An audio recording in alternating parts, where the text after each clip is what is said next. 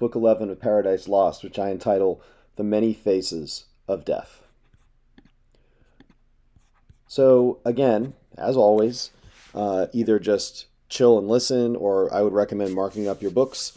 Um, the last couple of chapters presume uh, knowledge of the Bible, of both the Old and the New Testament. And a lot of stuff is skipped. And frankly, a lot of the stuff that's mentioned, uh, anybody that's kind of literate would know. Like Noah's Ark is a pretty commonly known thing, regardless of one's faith background. But there's also some really interesting but more obscure references and allusions as well. So, first, Book 10 ends after Adam's soliloquy and after he and Eve come together. They pray. Adam and Eve pray in the first 20 lines. And the prayers are described as ascending to heaven. From lines 21 to 133, there's a conversation between God and the Son, and God sends the archangel Michael to do two things: physically, to remove Adam and Eve from paradise, from Eden, and two, to narrate the future to Adam. There's lots of interesting things to ask about. Why is Michael that angel, right? More on that later. And how much knowledge should Adam have, and what's included in salvation history in this part of Adam's education, and what's not. Third, really important, I think, 141 to 207, Adam and Eve are humbled, and they talk about how to live in peace in a world after the fall, how to live in peace between each other and between God, between them and God. 208 to 262, this is kind of like a Marvel movie. Michael, who is known as the great militaristic angel who injures Satan in the battle in heaven, he's the scariest angelic warrior, archangel. And he and his sort of assistants, the cherubim, the lesser angels, come to earth in sort of a militaristic, strong, superhero-like, with like a sensibility of superheroes. 268 to 333, Adam and Eve both offer their thoughts about leaving paradise. Pay attention to how they're similar and how they're different, because they're not the same. 334 to 369, this is both for Adam and Eve and us. We see this in Homer as well, where things are explained and re-explained for the purpose of both characters, different characters, but also the reader. Michael explains why he's there.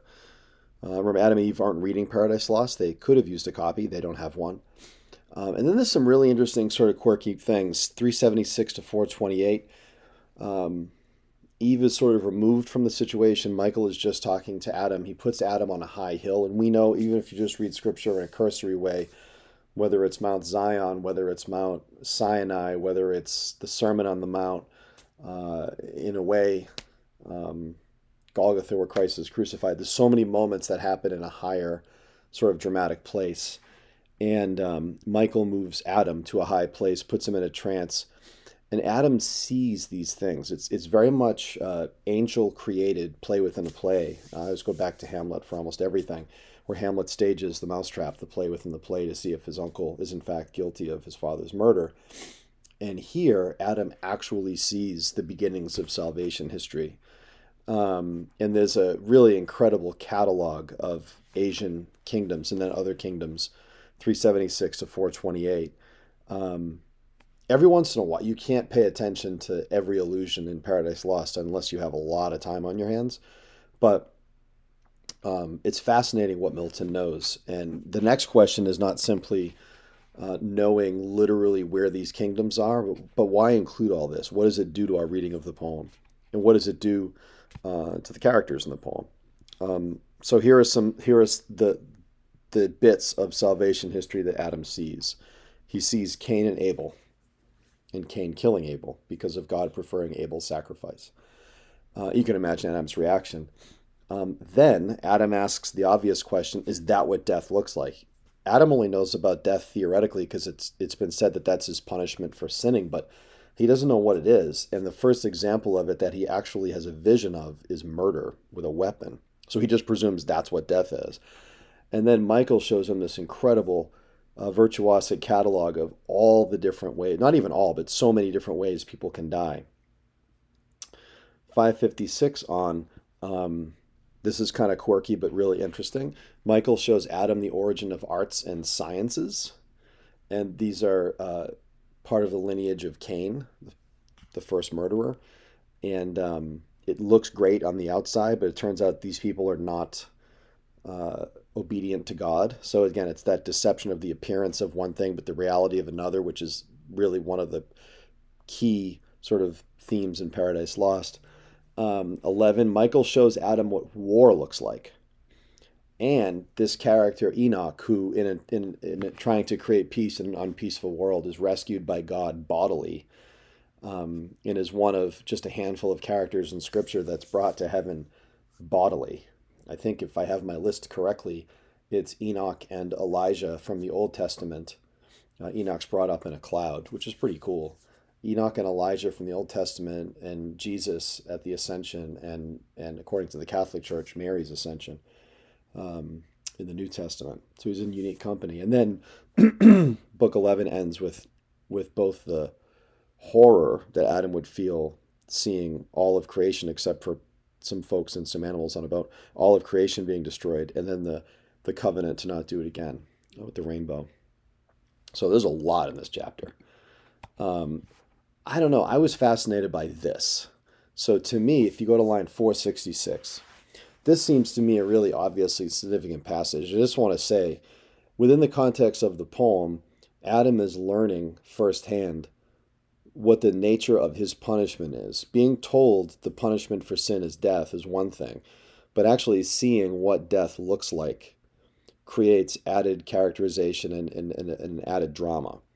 So he asks, Cain and Abel, is that what death looks like? And Michael responds by actually telling him what death looks like.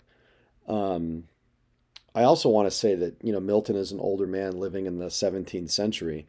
Milton himself has seen lots of different kinds of death: spousal death, children's death, friends' death, drownings, all different kinds of death. So I think there's a personal element to this too. Anyway, this is what Michael tells Adam. Death thou hast seen in his first shape on man, Cain killing Abel, but many shapes of death, and many are the ways that lead to his grim cave, the grim cave of death, all dismal, yet to sense more terrible at the entrance than within. Some examples of death, as thou sawest, by violent stroke shall die. And here's some other ones: by fire, flood, famine, by intemperance more in meats and drinks. So that went from like highly dramatic to less. You could die in a fire and a flood, or you could die because you have too many hamburgers or too much beer, which on the earth shall bring diseases dire. And now he has this litany of diseases, of which a monstrous crew before thee shall appear, that thou mayest know what misery the inabstinence of Eve shall bring on men. Again, the blame solely goes on Eve, and this is where Milton is at his less progressive, to say the least. Adam ate, from the same apple, but somehow it's all Eve's fault. And Adam knew more than Eve. Anyway, immediately a place before his eyes appeared. So this is Adam, right? Sad, noisome, dark, a lazar house. This is a place where lepers are dying. It appeared. A lazar house, it seemed, wherein were laid numbers of all diseased, all maladies of ghastly spasm, of racking torture, qualms of heart-sick agony, all feverous kinds, convulsions, epilepsies, fierce catarrhs, that's when like a mucus buildup, intestine, stone, and ulcer, colic pangs, demoniac frenzy, moping melancholy, and moonstruck madness, pining atrophy, marasmus and wide-wasting pestilence, dropsies and asthmas and joint-racking rheums. Dire was the tossing, deep the groans. Despair tended the sick, busiest from couch to couch, and over them triumphant death his dart shook, but delayed to strike, though oft invoked with vows as their chief good and final hope. Sight so deformed, what heart of rock could long, dry-eyed, behold? There's so much going on here, and this is worth writing about and thinking about. We get various physical ailments. We also get psychological and spiritual ones, like being demonized, having like a demon possession, and melancholy and madness. It seems like the more serious conditions aren't the physical ones for Milton, they're the spiritual ones, or for Michael, I should say. And then he can't help but to remember that there's this character, Death, who's just so thoroughly enjoying the destruction, the slow disintegration of mankind so he can consume them as himself. But he's merciless because to the people who are dying, death is their chief good and final hope, and he stands over them with his terrible dart to kill them, but doesn't because he wants to see them suffer. Anyway, I think it's a brilliant, scary passage.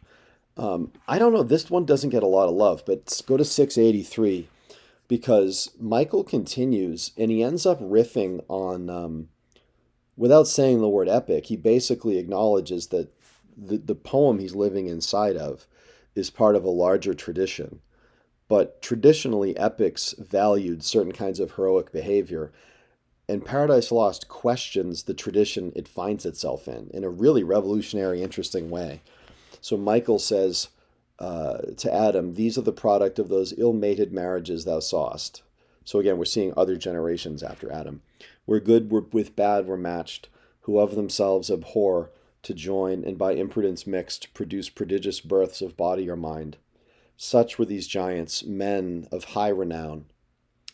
It was believed in the Middle Ages and after that the giants, like Goliath from the Old Testament, were the product of Cain's lineage, that his moral perversity ended up trickling into a sort of physical perversity in his children and grandchildren.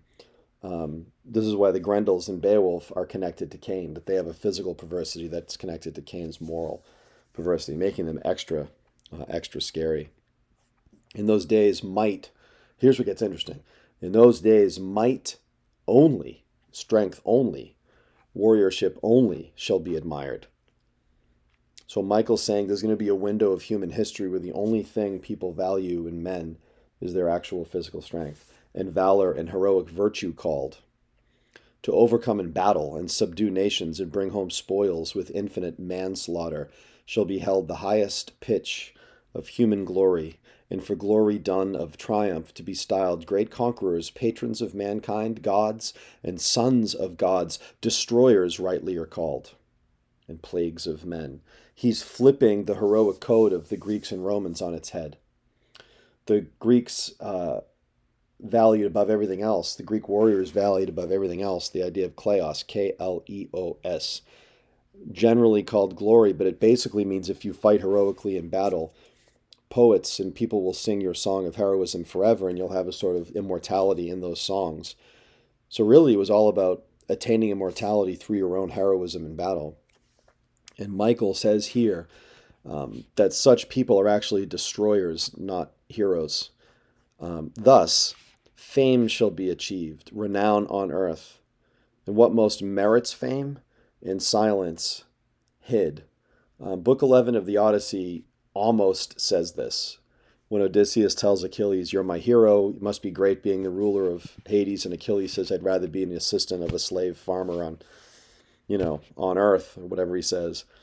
Basically saying, no, we had it wrong the whole time. And I think the idea that starts in the Odyssey, Book 11, is finished here. That behavior that actually merits glory and fame will be historically silent for a long time. And I think Milton feels this also politically from his experience with the Republican government of Cromwell. And then, this blew my mind, and I stole this from Marjorie Nicholson's book on Milton. So we have a character mentioned, Jabal, who I think is like 6th or 7th generation after Adam and Eve, and he was the father of instrumental music. So the passage here is about him, and it says, "His volant touch, instinct through all proportions, low and high, fled and pursued transverse the resonant fugue." So volant means having wings as about to fly. So Jabal, when he played music, it would almost give this sense that it could help you take flight, or the music was in a way taking flight. It's a beautiful image. Now, I just want to point out that the word fugue is here. So this is from Wikipedia. And well, this is the direction. Contrapuntal, yes, then you have to go look that up. Polyphonic, meaning lots of different parts and melody lines at the same time. Compositional technique and two or more voices. And basically what it means is you have like chunks of a melody line being patterned and varied and intersected in really interesting ways. Milton's poetry is very fugue-like, and what's really interesting is when Jabal, the father of music, is being described, and his music is described as a resonant fugue, there are actually fugue-like patterns in the poetry. So I've underlined a pattern: volant touch, low and high, instinct, transverse, and then italicized, through all, pursued. These are all different and they're patterned and they're intersecting in different ways.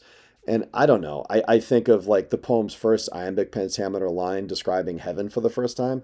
Oh, how unlike the place from whence they fell. That Milton knows that, like, okay, the first time I mention heaven, the line has to also be musically perfect. Like, that blew my mind when I realized that. And stuff like this is pretty mind blowing too. It's hard to like have long conversations about this. I just want to honor the art and the fact that he even thought of this. Okay, so we didn't get to a lot of things, so I'm gonna have some other insights and questions here. If you're keeping a journal or in a reading group or in my class, here are some things to consider.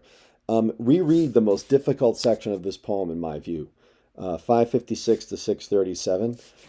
We have Michael revealing to Adam the children of Lamech, who are the seventh generation from Adam and obviously sixth from Cain. His children were Jabal, first breeder of livestock, Tubal-Cain, first metalworker, and Jubal, the first musician. The women are the daughters of Eve, and they cause lust and temptation, so that's a whole separate thing. There's a lot of pleasure here, but no respect for God per se. Read over the section closely and reflect on what stands out to you. What is it doing there?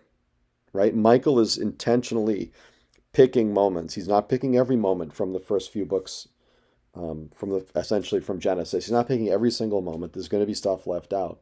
Why is this here? 2, there are a lot of angels that God could have chosen to send to expel Adam and Eve from paradise, and then to show Adam visions of mankind's future. Why is Michael shown for the job? What's Michael known for the most? And why would it be important for him to do this? I think that says a lot about these moments here in books 11 and 12. Most readers, particularly the first time reading Paradise Lost, and the same goes for reading something like the Iliad, where I think it's in book 2, where he gives a catalog of ships going to the Trojan War, and you can easily be like, oh my gosh, why am I reading all this, a list?